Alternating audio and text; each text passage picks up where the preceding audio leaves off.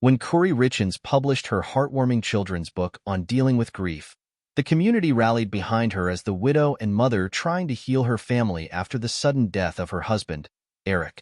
She became a figure of resilience, one who had transformed tragedy into purpose. But as details of Eric's death emerged, the comforting narrative Kouri had spun began to unravel. What started as a story of loss quickly turned into a jaw-dropping tale of deceit, betrayal, and murder, leaving everyone asking, who was Kouri Richins, really?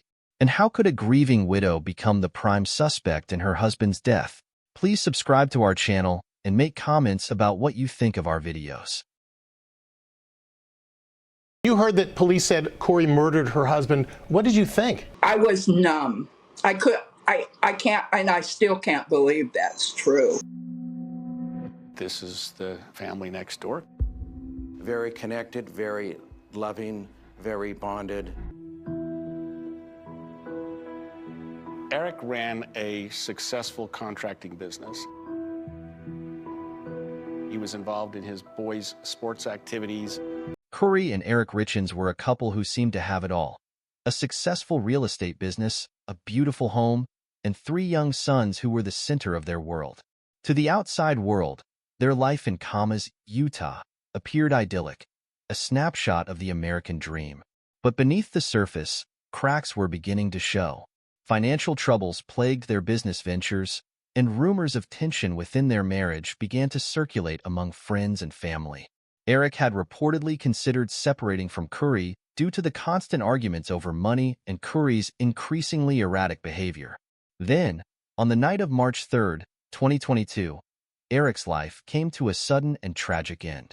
Kouri dialed 911 in the early hours of the morning, her voice frantic as she reported finding her husband unresponsive in their bedroom. She claimed that she had made him a Moscow Mule earlier that evening to celebrate the closing of a real estate deal, and then had fallen asleep with one of their children in a different room. When she returned to bed, she said, she found Eric cold and lifeless. Eric's death was initially classified as natural, and no autopsy was immediately conducted. The community grieved alongside Kouri, offering their condolences and support to the widow left to raise 3 children on her own. But for Eric's family, something didn't add up. They knew that Eric had been in good health, and the timing of his death was suspicious, just as Eric had been considering filing for divorce. In the months that followed, Kouri seemed to embrace her role as a grieving widow. She continued to run her real estate business and began working on a special project, a children's book aimed at helping kids process grief. Titled, Are You With Me? The book was dedicated to her late husband, and it told the story of a young boy learning to cope with the loss of a parent. Kouri appeared on local news outlets, speaking about her experience and the importance of helping children understand death.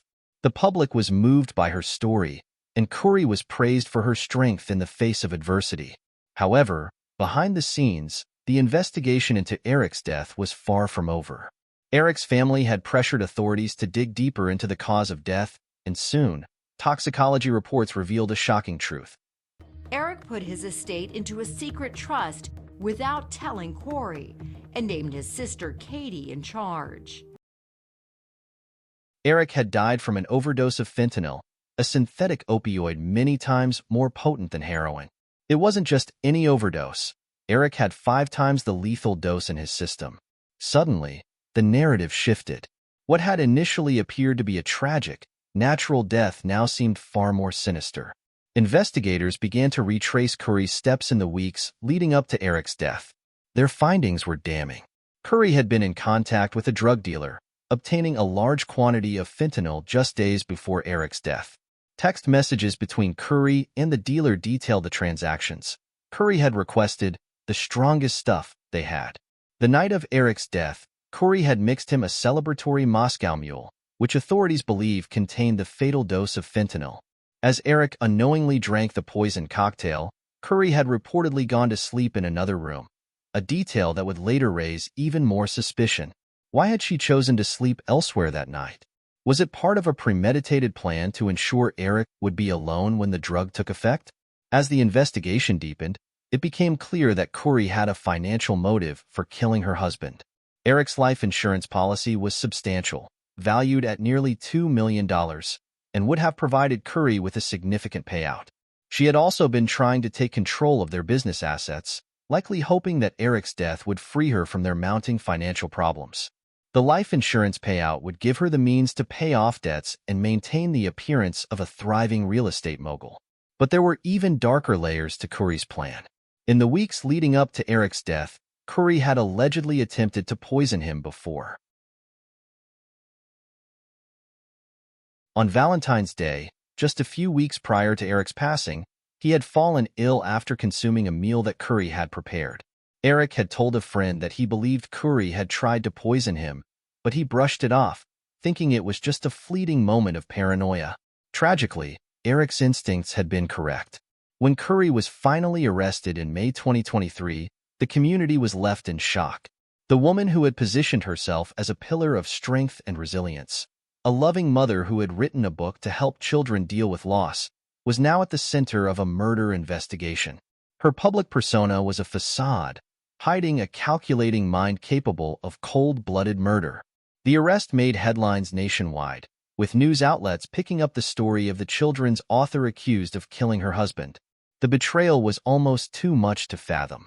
How could someone write a book about grief while allegedly being the cause of that very grief? For the Richins family, it was a devastating realization that Kuori had been playing the long game all along, carefully orchestrating her husband's death while maintaining the illusion of innocence. As the case against Kuori moved forward, the prosecution painted a chilling picture of a woman driven by greed and desperation. They presented evidence of her multiple attempts to poison Eric and highlighted the financial gains she stood to make from his death. But Kuori's defense team was quick to push back, claiming that she was being unfairly targeted and that the evidence was circumstantial. They argued that Eric's death could have been an accident, the result of a drug dealer's mistake rather than a calculated murder plot.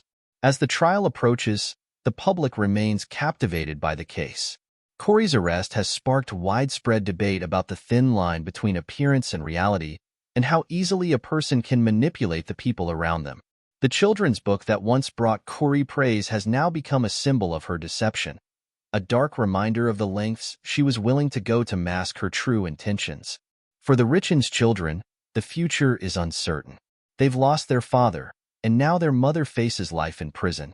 As the trial plays out, it will not only determine Kuori's fate, but also force the children to confront the horrifying truth about their family's past. The Kouri Richins case is a tale of ambition gone horribly wrong. A woman who built her life around success and control but ultimately succumbed to her darkest impulses. It's a story that has shocked a community and captured the attention of a nation, as the question remains: how far will someone go to secure the life they believe they deserve, even if it means taking the life of the one they vowed to love?